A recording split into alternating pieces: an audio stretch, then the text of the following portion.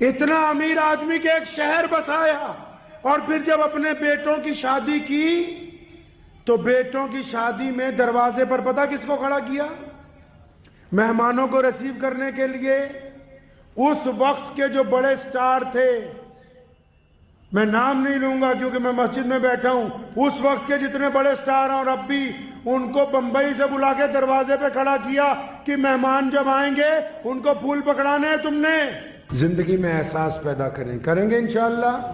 زندگی میں احساس پیدا کیجئے، دوسروں کی تکالیف کا احساس۔ جس طرح تسبیح کرنا سنت ہے، لوگوں کو کھانا کھلانا سنت ہے، جس طرح اللہ اللہ کرنا رسول اللہ کی سنت ہے، بھٹکے ہوئے کو راستہ دکھانا بھی رسول اللہ صلی اللہ علیہ وسلم کی سنت ہے، جس طرح نماز پڑھنا فرض ہے، اسی طرح کسی کے دل کو نہ دکھانا بھی فرض ہے۔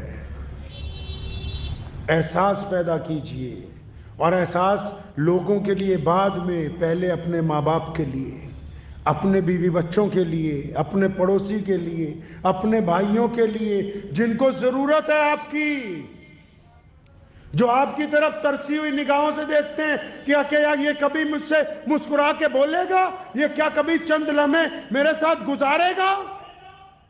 پڑھے رسول اللہ صلی اللہ علیہ وسلم کو، رسول اللہ کے پاس اتنے بیزی شیڈیول، نبی علیہ السلام سے زیادہ بیزی شیڈیول کائنات میں کسی کا نہیں ہے۔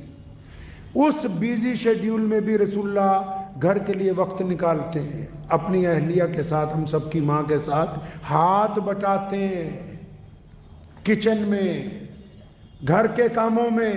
رسول اللہ نے اپنی مصروف زندگی میں وقت نکالا، کھیت جا کے پودے لگاتے ہیں خود۔ رسول اللہ مصروف زندگی میں سیر کرنے کے لیے اور پہاڑ تک جاتے ہیں۔ رسول اللہ صلی اللہ علیہ وسلم مصروف زندگی میں کھانا کھانے سے پہلے پڑوسیوں کو پتہ کرواتے ہیں کہ کس کس نے کھانا کھایا، کس کس نے نہیں کھایا۔ رسول اللہ مصروف زندگی میں جانوروں کی خبر گیری کرتے ہیں۔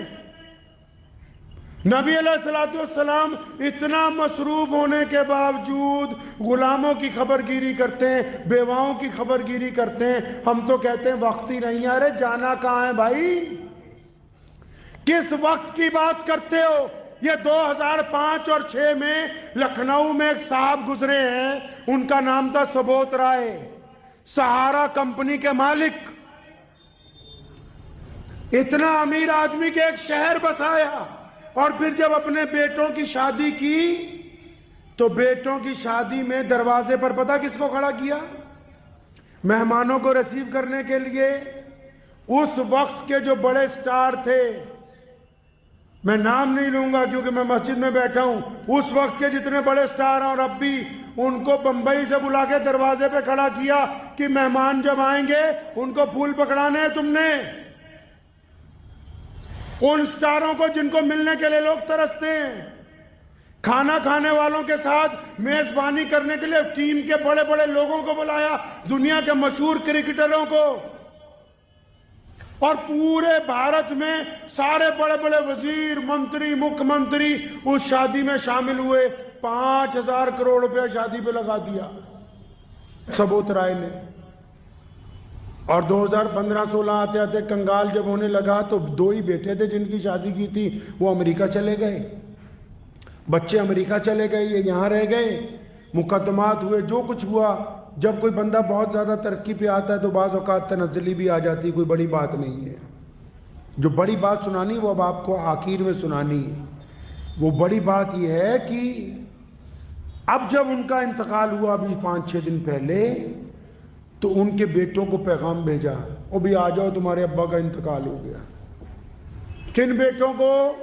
جن کی شادی میں ساری دنیا اکٹھی کی، جن کو خوشی دینے کے لیے بڑے بڑے امیر زادوں کو پیسے دے کے دربان بنا دیا۔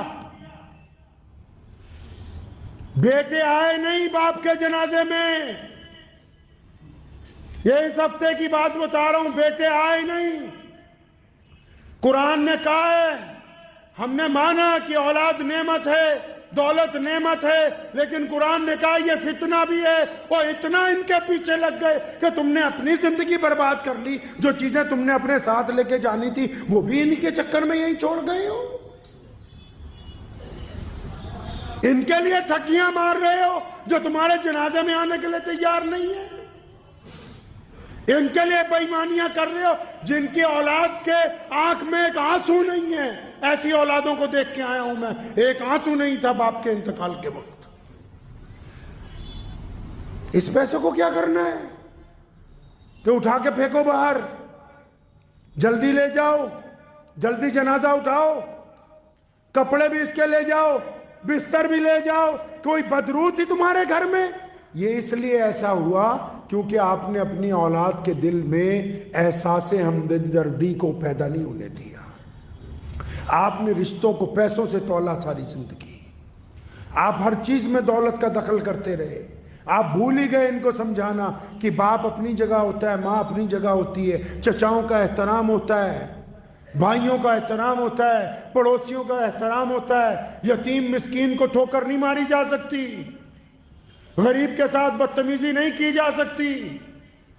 راہ چلتے ہوئے اگر امیر بڑی گاڑی میں چل رہا ہے تب بھی کسی غریب کے گزرنے کے راستے کو نہیں.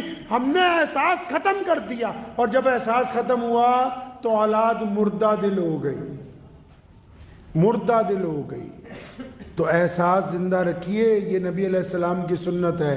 کس کی سنت ہے جی؟ رسول اللہ صلی اللہ علیہ وسلم کی سنت ہے. احساس زندہ رکھیں, ہر ایک کام میں اس بات کو یاد رکھیں کہ رسول اللہ یہ چاہتے ہیں کہ آپ کے کسی عمل سے کسی دوسرے انسان کا دل نہ دکھے. یہ رسول اللہ چاہتے ہیں. دعا کیجئے اللہ اس پہ عمل کی توفیق عطا فرمائے. وآخر